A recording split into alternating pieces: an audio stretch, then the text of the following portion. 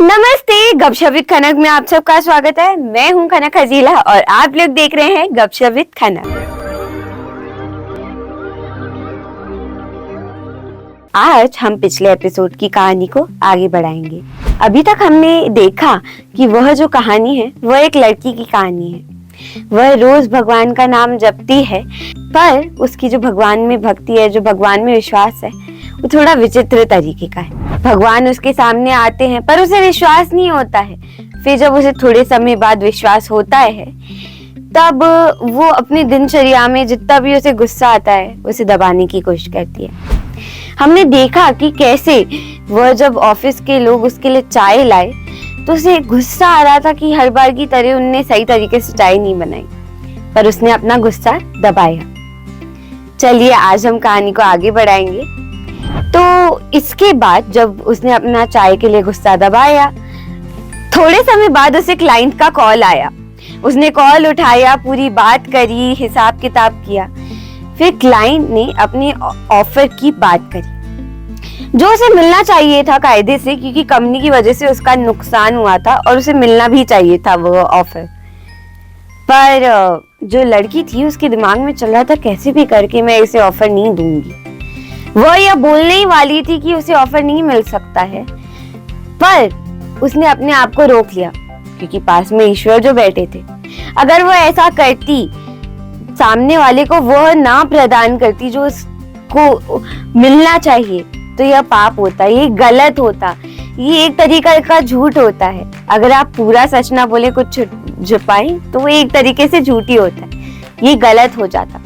उसने अपने आप को वश में किया और क्लाइंट से कहा कि जी हम इस बारे में मिलके बात कर लेंगे, और ऐसे ही करके उसने यह बात टाल दी। अब उसने जैसे तैसे करके अपने आप को वश में करके फोन रखा। इसके बाद उसने पूरे दिन भर लगन से काम किया, जो शायद से आज तक उसने करा ही ना होगा। आज उसके बॉस पहली बार उससे इतने प्रसन्न हुए थे। उसके नीचे जो काम करते थे, उसके जूनियर्स उसके नीचे जो काम करते थे, वह भी खुश थे। पता है क्यों? क्योंकि यह शायद से पहला दिन होगा जब उसने पूरे दिन के अंदर अंदर उन्हें अपशब्द नहीं कहे, गालियां नहीं कही। क्योंकि रोजमर्रा की जिंदगी में तो 20-25 अपशब्द वो सबको कह ही देती थी। सब इतना गुस्सा करती थी सब पे, और वह भी अनजाने में बेमतलब का गुस्सा। यह शायद से पहला दिन होगा जब बेईमानी, घमंड, दूसरों के लिए अपशब्द, गुस्सा, झूठ और यह सब उसके दिनचर्या का हिस्सा नहीं था। उसका आज का दिन पॉजिटिविटी से भरा था, पर वह सब चीजों को अपने मन के अंदर दबाए जा रही थी।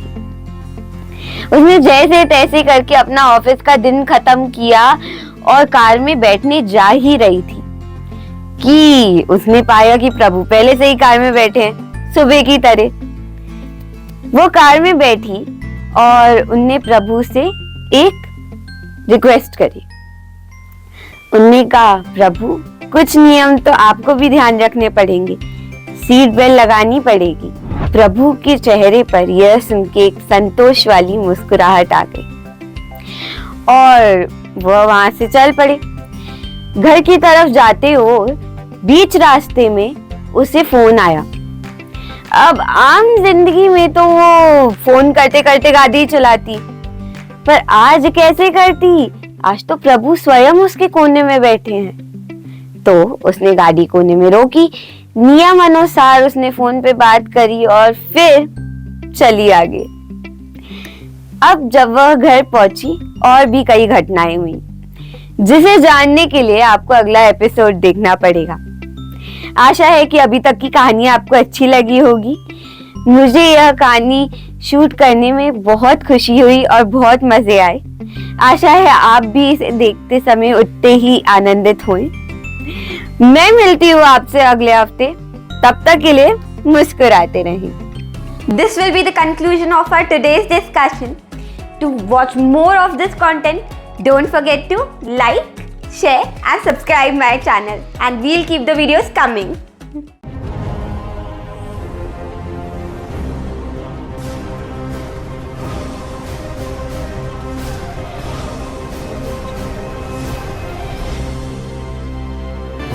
A KH production.